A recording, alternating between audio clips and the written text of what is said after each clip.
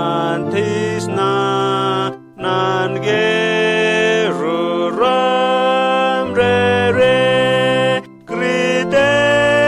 krafage unektwe keska grite nehwe Jesu agonare pune kehu not guziku famo fongu keneye amne ozahune vamu morem sahu kahye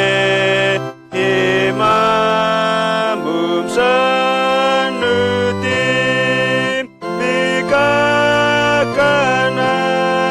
zerif svoye